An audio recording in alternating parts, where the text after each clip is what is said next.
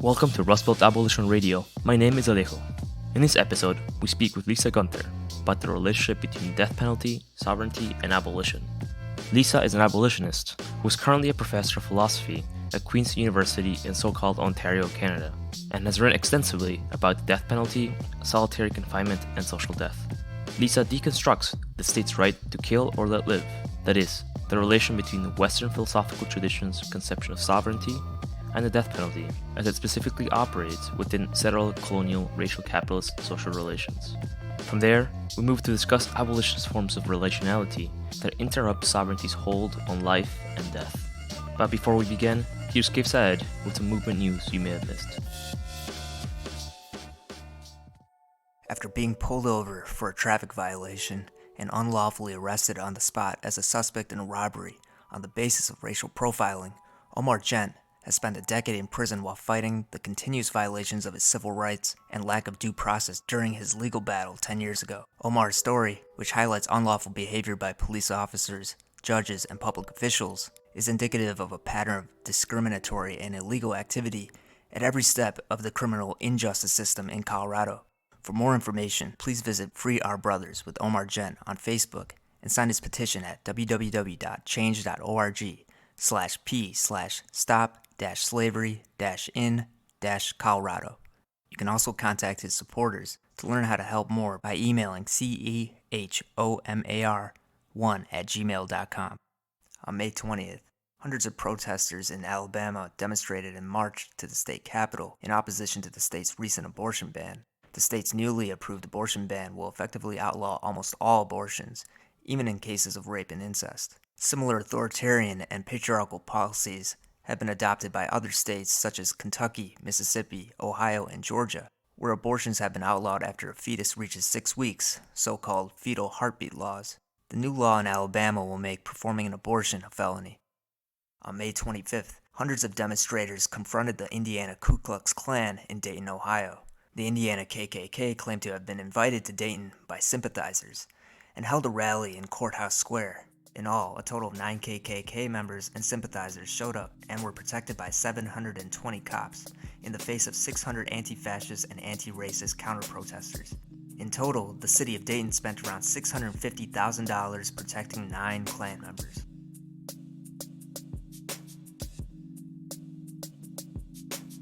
So, my name is Alejo, here with Kif Saed, and you're listening to Rustbelt Abolition Radio, an abolitionist media and movement building project based in Detroit, Michigan. Today, we speak with Lisa Guenther, an abolitionist and critical phenomenologist. Currently, she is a professor of philosophy at Queen's University in so-called Ontario, Canada, and has written extensively about the death penalty and social death, such as in her 2013 book, Solitary Confinement, Social Death and Its Afterlives, and most recently in a co-edited volume titled Death and Other Penalties, Philosophy in a Time of Mass Incarceration. Welcome, Lisa, and thank you for joining us. Thank you, Alejo. It's lovely to be here. So maybe let's begin by contextualizing your theoretical practice and political practice. So you've written extensively about the death penalty, and I've also, I believe, also facilitated discussion groups with people on death row in the so-called United States. So can you sort of share with us how you became interested, as it were, in abolition? But also for that, I understand that very recently, one of the people on death row that was part of this discussion group that you facilitated, Don Johnson, was executed by the state of Tennessee. So our condolences to you and to those that were close to Don as well. Thank you. Yeah, so I guess to provide a little bit of context for that work, I am originally from Canada, and I moved to Nashville, Tennessee in 2007 to begin teaching philosophy at Vanderbilt University. And when I arrived here in Tennessee, I mean, the first thing that struck me was just the way that race and class are spatially distributed in the city in terms of who goes where, who lives where the wealth is and where the poverty is concentrated. And I was very fortunate in my second semester teaching here to spend a month attending an intensive graduate seminar by Angela Davis. So she was here as a visiting scholar, and she taught an intensive graduate seminar on slavery that began with the 13th Amendment. So it began with the exception built into the abolition of slavery for the enslavement of people who have been, quote, duly convicted of a crime, end quote. And so living in Tennessee and trying to make sense of where I had landed, and then working through the readings that Angela Davis assigned for this seminar and being in conversation with her and on her own work on prison abolition opened up to me a perspective both on my everyday life in this place, now called the United States, and also on my practice of philosophy. And so this is what set me on the path of becoming a prison abolitionist and also eventually becoming involved in discussions and conversations with people who are currently and formerly incarcerated. And so one place where I have had many conversations with people who are incarcerated is at Riverbend Maximum Security Institution here in Nashville. And that's where I met Don Johnson, who was executed just last week. And it's hard to talk about because I'm still processing his loss. But I guess if I begin by talking about when I first met Don, that would help to provide a little bit of context for both the political work and the kind of more theoretical work that I've done on the death penalty. So back in 2011, a really wonderful prison chaplain named Jeannie Alexander, who is a prison abolitionist and an activist, created the opportunity for me to come into the prison and to facilitate a philosophy discussion group with men on death row. And Don Johnson was one of those men. There were about 15 men on death row who came to that first meeting, and also about 5 graduate students from Vanderbilt who were permitted by the prison to come in and to gather with these people on death row to just see what we could do together, what we could talk about, and how we could build solidarity that reached across the prison walls. And so we began this weekly discussion group, which is still continuing at Riverbend. It's called REACH Coalition. And REACH stands for both the verb of reaching in from the community outside of the prison through the prison walls, and also reaching out from the community inside the prison into the state that holds them captive. And it also stands for reciprocal education and community healing. So our practice of reciprocal education was rooted in the radical pedagogy of Paulo Freire and Miles Horton. And our practice of community healing was really rooted in both principles and practices of restorative justice and transformative justice. And so on that very first day when I came into the prison to meet the men who were in Unit 2, which is the death row unit, I remember meeting Don among many other people. And Don was very quiet, and he listened to everything very attentively and very curiously, but he didn't say very much. And a few weeks into our meetings, he came up to me after our session and he said, "I just got a letter from my daughter, and she's coming to visit me for the very first time." And he was really excited, but he was also really nervous because, as he explained to me, his daughter was also the daughter of his victim. So he had murdered his wife. And their daughter, his adopted daughter, Connie's daughter, grew up without a mother and without a father because of the violence that he inflicted on Connie. And so he wasn't sure what he was going to say to his daughter when they met, but he was full of hope for that meeting. And they did meet. He told me later that she was very angry with him and that she wanted to tell him how his act of violence had affected her life in horrible ways, in ways of irreversible loss.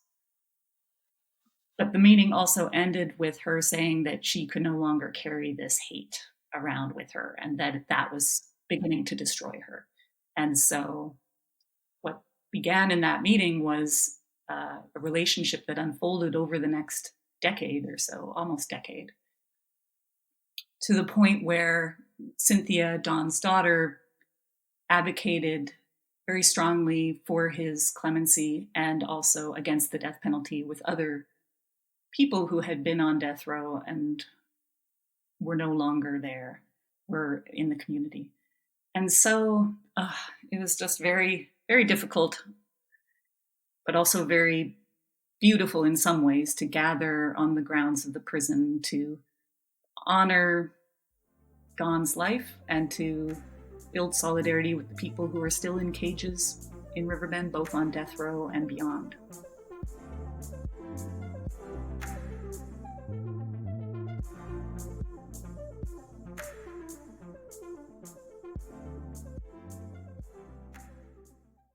So we wanted to ask you about one of the key concepts in the Western philosophical tradition, which is sovereignty. Very briefly, can you tell us why it is still an important and debated concept today, and how it helps us think about the relationship between politics and death? That is not only the relationship between politics and the death penalty, but of social death more generally. Sure. So my thoughts about sovereignty are really complicated right now because over the last few years, I've really focused on trying to learn about the connections between settler colonialism and the carceral colonial state. And so indigenous sovereignty, the meaning of the word sovereignty in indigenous sovereignty is very different from the way I had been thinking about sovereignty before, and especially the way I'd been thinking about sovereignty in relation to the death penalty. So if we're thinking about the sort of sovereign power that empowers a state to kill one of its own citizens, and this is not the sort of sense of sovereignty that indigenous nations are claiming as a root of their power and resurgence and self-determination. So I'll just focus on the sense of sovereignty claimed by the carceral colonial state. So sovereign power in the sense of state power to kill or to let live is a power that scholars like Foucault and Derrida have analyzed as a power at the foundation of the state. What does a state mean? State, to be a state, is to have the power, the legitimate authority to use violence and to construct a legal apparatus to justify that violence as justice. A lot of the thorny issues that I've tried to work through with respect to not just the death penalty, but also mass incarceration and the hyper-incarceration of people of color, people with disabilities, queer, trans, and gender non-conforming people, is just how to analyze and disentangle this state violence, or how to connect state violence to interpersonal violence and the structural violence of racism, poverty, colonialism, and the gender binary. So, in your recently published essay in the co-edited volume of Death and Other Penalties, Philosophy in a Time of Mass Incarceration, you engage with Jacques Derrida's deconstruction of sovereignty, more specifically with the series of seminars Derrida gave while he was in the United States titled The Death Penalty. One of your claims is that Derrida does not seem to account for the quite different, quote unquote, political structure of sovereignty in the United States, given that the history of slavery and racial capitalism both continue to shape the practice of state execution. Derrida wrote a letter of support to Mumia Abu-Jamal in the 1990s and cites his case a few times in the seminars. However, you make a point to not merely criticize Derrida for these oversights and inconsistencies, but to think the logic of the death penalty, especially interest, indemnity, and property, in relation to prison abolitionists and what you call critical race theorists. Can you tell us more about this nexus of interest, indemnity, and property and how it plays out in the death penalty and discussions of its abolition? Sure. So I guess one way to understand sovereignty as the power to kill or let live is both the power of the state to kill its citizens as a form of punishment, as a form of punishment that anchors and kind of marks the the horizon of all other forms of punishment.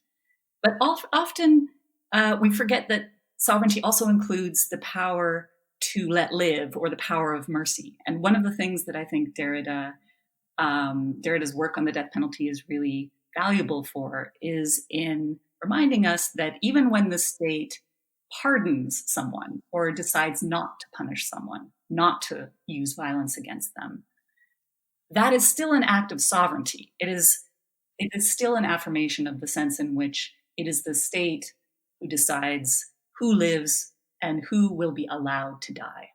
And so this is part of the basis of Derrida's deconstruction of death penalty abolition rhetoric that calls for mercy and calls for love and calls for pardon as a departure from the state violence of killing or punishing through execution.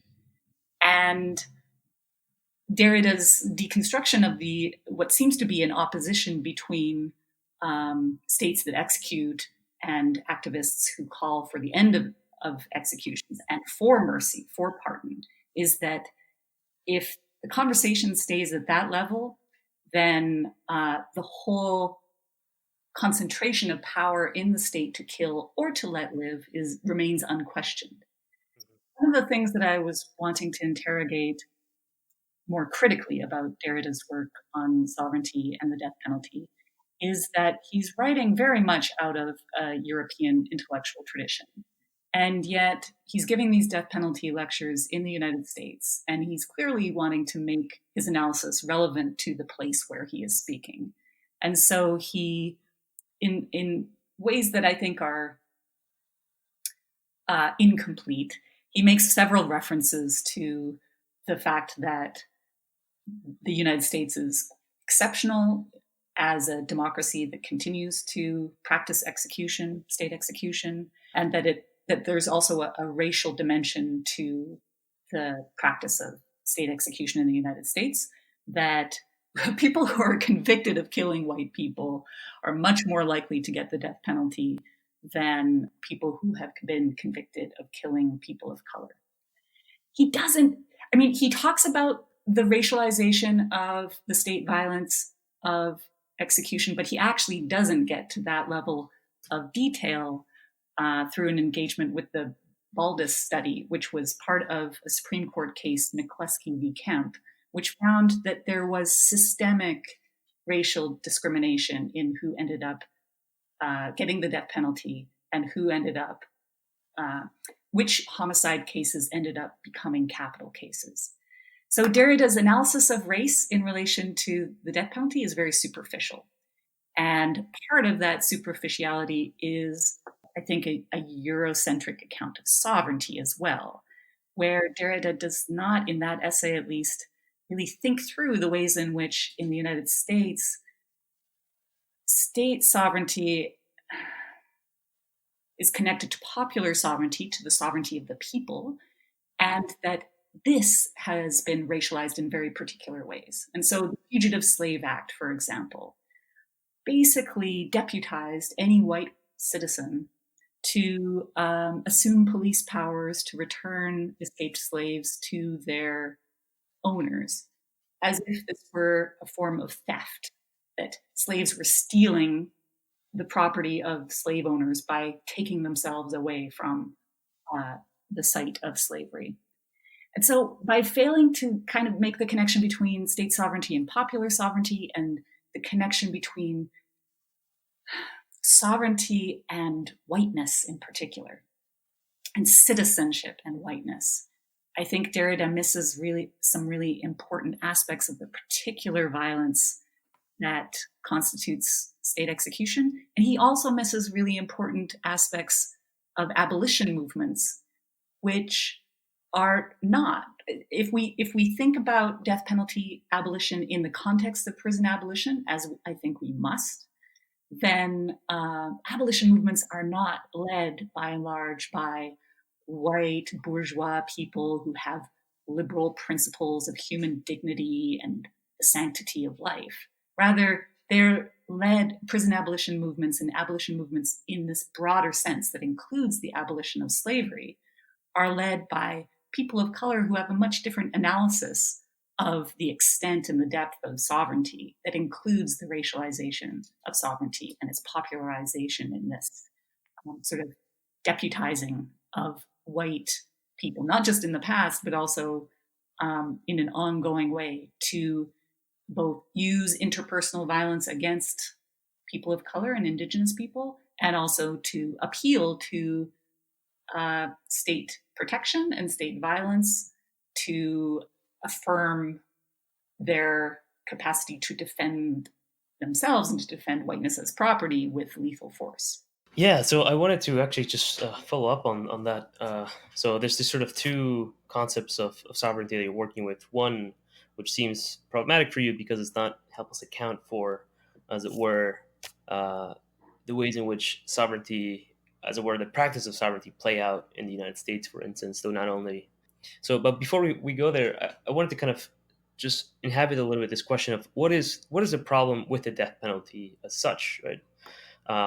For Derrida and for you as well, right? So on the one hand, you have these discourses that affirm the sanctity of life, right? Which, as you're sort of saying, some abstract concept of human dignity and so on. But that's not quite the problem, right? With the death penalty, as it were. So the challenge is for abolitionists is how do we, on the one hand, make the case for another form of life that does not involve the sovereign right to punish, but also to lay out mercy, as you're saying, right, which also preserves the sovereign's right as well. So, what is really the problem for Derrida? The problem is, in a way, about finitude, right, which is the possibility of there being a future, right, of a future that is still to come, of the incalculability of life. So, if the abolition of the death penalty would actually imply that, then what we're talking about is the possibility of the incalculability of the instant of death.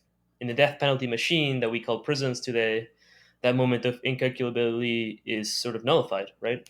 So the sort of disposability of certain forms of life, particularly black and brown life, the calculable warehousing and premature death of those populations is an instance of that. Which is also the other side of the coin of white bourgeois life, right? Of settler white bourgeois life, right? The life protected by biopolitical calculation, right? The life behind the walls of the gated community, right? Of the so-called safe campuses and so on.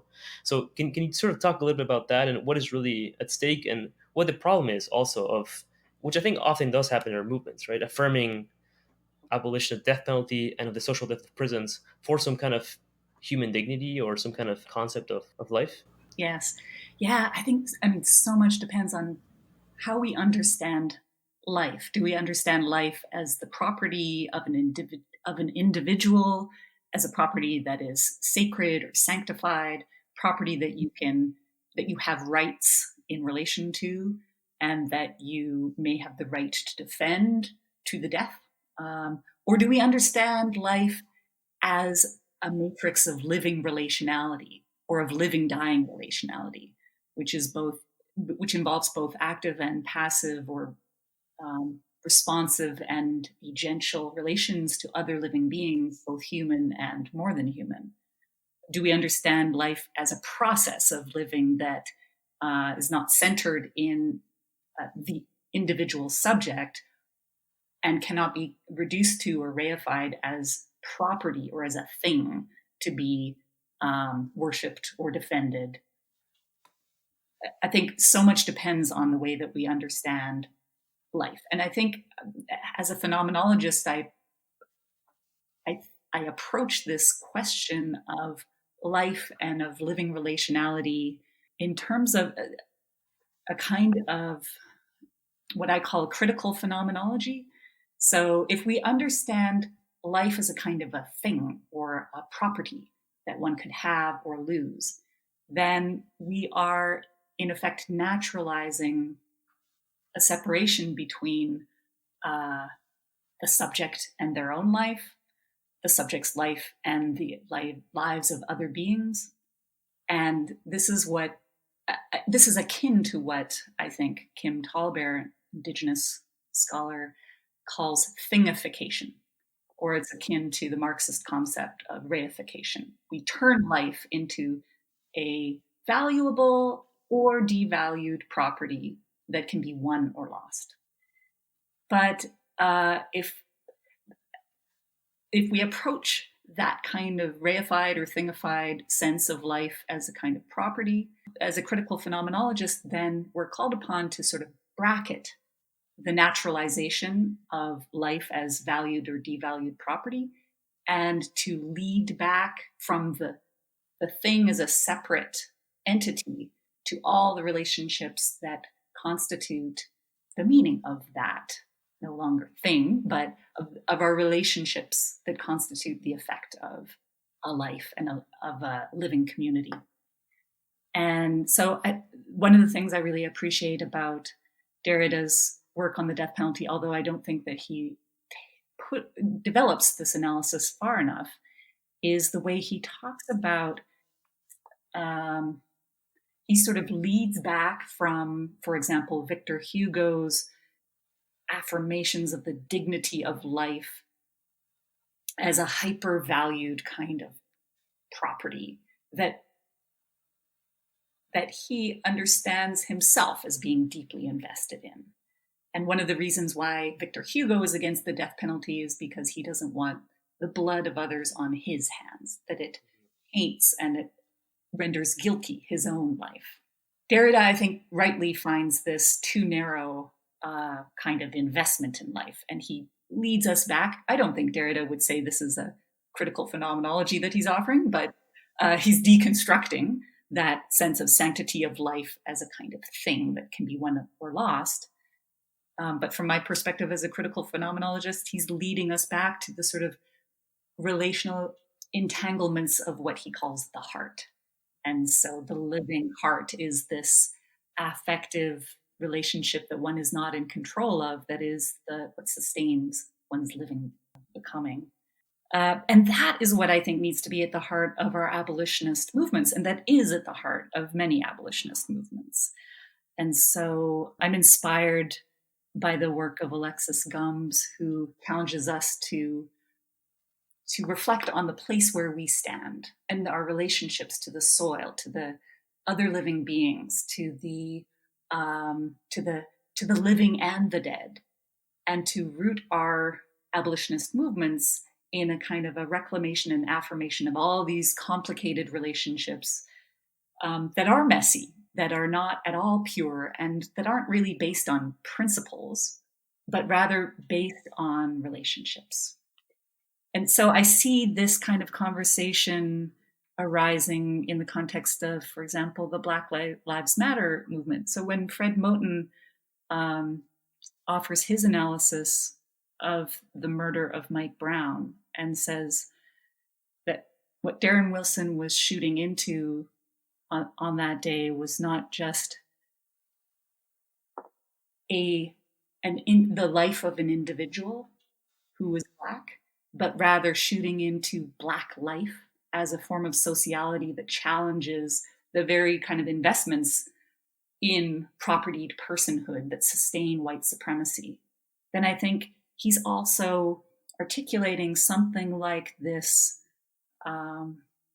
affirmation of living relationality as a political force and as a kind of ontological force that is so important both for our political movements and for our thinking.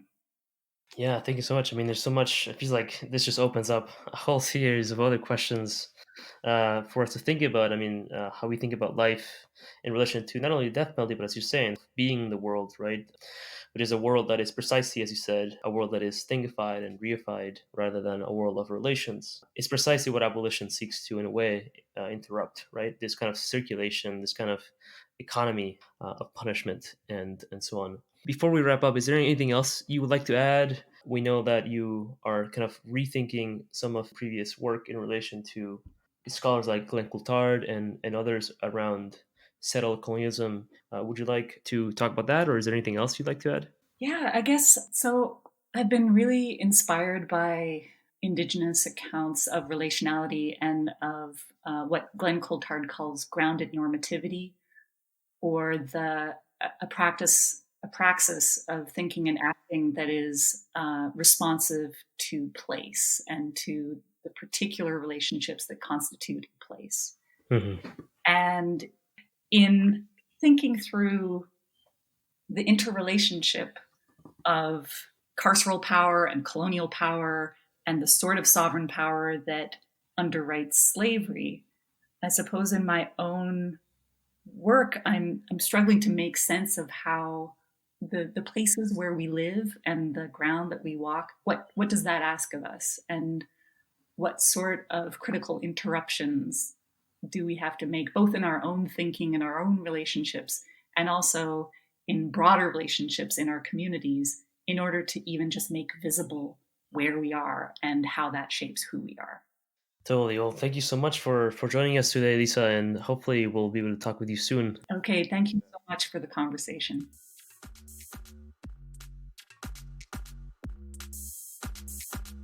Thanks for tuning in. You can listen to past episodes or read their transcripts on our website at www.rustbeltradio.org. This show was co-produced by the Rustbelt Abolition radio crew, A. Maria, Cape Syed, and Alejo Stark. Original music by Bad Infinity.